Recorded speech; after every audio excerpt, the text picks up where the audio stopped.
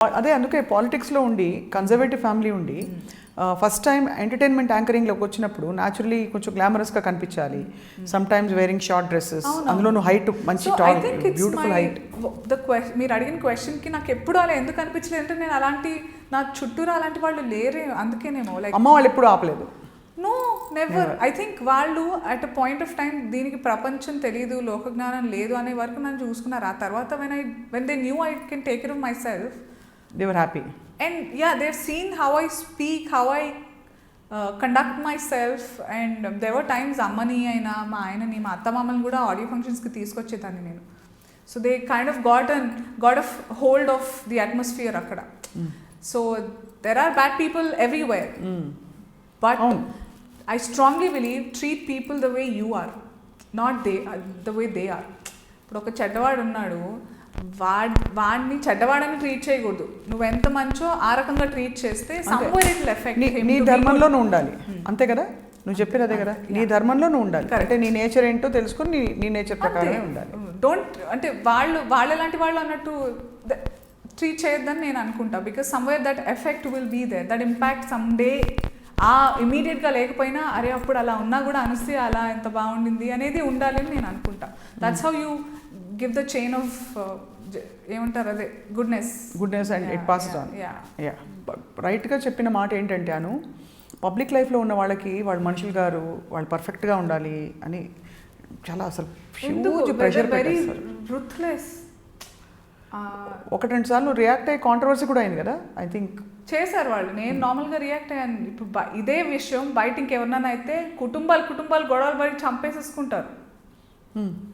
నేను ఒక మాట ఎదురు అనేసేసరికి అంటే I reacted for myself and it is not right for them. Oh you mean to say for the abuse.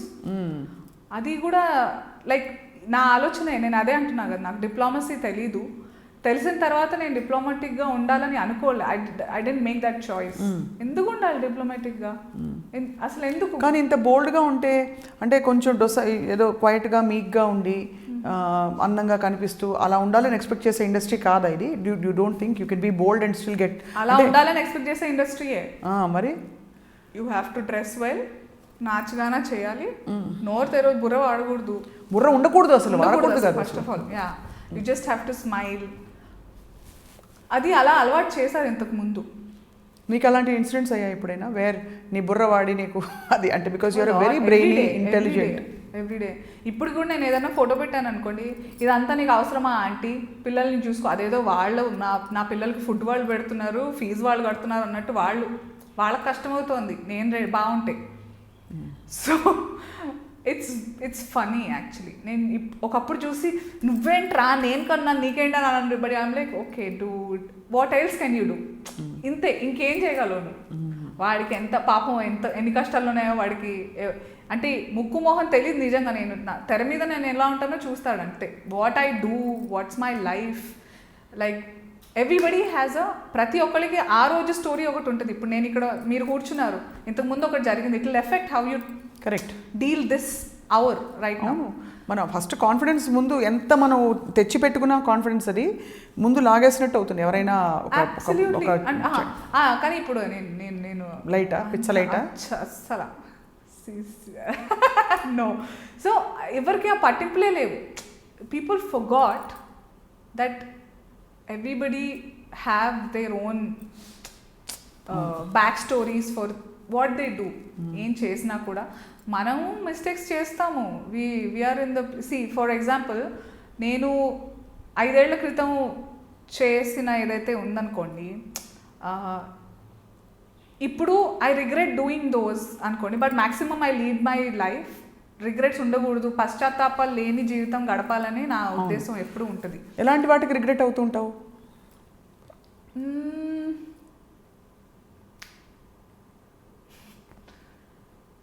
ఇప్పుడు చెప్పకూడదు యాక్చువల్లీ. చెప్పే నేను అక్క కదా, అక్క అందరికి చెప్పేస్తాను. ఇప్పుడు అక్క ఎవరికి చెప్పదు, సీక్రెట్, మన ముగ్గురు మాత్రమే వింటున్నాం ఇది. I regret for encouraging some content that I was a part of earlier. But luckily, even the team I work with is also evolved. అవన్నీ చాలా తగ్గించేశారు. ఇప్పటికీ కొంచెం ఉంది, బట్ मुझे भी रोजी रोटी ज़रूरी है तो sometimes you have to play along. So అప్పుడు నీకు అనిపించిందా అనసూయ, బికాస్ ఇది పెద్ద కాన్ఫ్లిక్ట్, అంటే నీకే కాదు చాలామందికి, ఆల్ యాంకర్స్కి, పర్ఫార్మర్స్కి, ప్రెజెంటర్స్కి, how much they should be part of some things like this, you know, అది కరెక్ట్గా అనిపించట్లేదు మనకి. బట్ మనం ప్రొఫెషనల్గా తీసుకోవాలా లేదా? కరెక్ట్. ఫర్ ఎగ్జాంపుల్ పాటలు పాడేటప్పుడు సింగర్లకు కూడా ఉంటుంది ఇలాంటి సాహిత్యం. I used to think when they were hating Jabardast so much for the jokes or body shaming, gender bias etcetera etcetera ఏదైతే బాగా కౌంటర్లు వేసేవారో, హ్యావ్ యూ హర్డ్ ఎప్పుడన్నా క్వైట్గా the lyrics that we had during 80s and 90s? అమ్మో చాలా ఉన్నాయి తల్లి, పచ్చి దే ఆర్ వెరీ వల్గర్. ఓ రెండు పాటలు పాడు. అమ్మా no, I don't want to mention, repeat those. Yeah no, I mean yeah కరెక్టే, అవును. కానీ అది ఎందుకో కనిపించరు కాబట్టి అంత బ్లేటెంట్గా, not in the face. Is it my fault? Is it this generation, ఇప్పుడున్న generation actors or anchors fault? కాదు కదా అది. ఇప్పుడున్న సోషల్ మీడియా, ప్రెస్ అట్లా ఉండింది. ఒకప్పుడు పెద్ద పెద్ద వాళ్ళు ఉన్నారనుకోండి, ది యాక్టర్స్, సూపర్ స్టార్స్, అప్పుడు everybody had their lows. Savitri అమ్మనే తీసుకోండి, she had such horrible highs and lows in her life, ఎంత వాలటైల్. కానీ అప్పుడున్న మీడియా వాళ్ళకి ఒక రెస్పాన్సిబిలిటీ ఉండేది, ఎలా తీసుకెళ్ళాలి, how to interpret or present this. ఇప్పుడు ఏంటి, అమ్మ నీ పింక్ కలర్ కనిపించింది, ఠింగ్ అని జూమ్ వేసి పెట్టేయాలి, అలా ఉన్నారు ఇప్పుడు. అవును, there is no individual responsibility లేదు. Mostly for, it's very important. నేను కూడా అదే బ్యాక్గ్రౌండ్ నుంచి వచ్చాను. ఇట్స్ వెరీ వెరీ, ఇప్పుడు ఏంటంటే ఒక క్రైమ్ జరిగితే ఆ క్రైమ్ జరిగింది అని చూపించడం వేరు, ఎలా చేయాలో చూడండి అనేది వేరు. అవును. సో ఆ రెస్పాన్సిబిలిటీ ఇండివిజువల్గా ఉండాలి.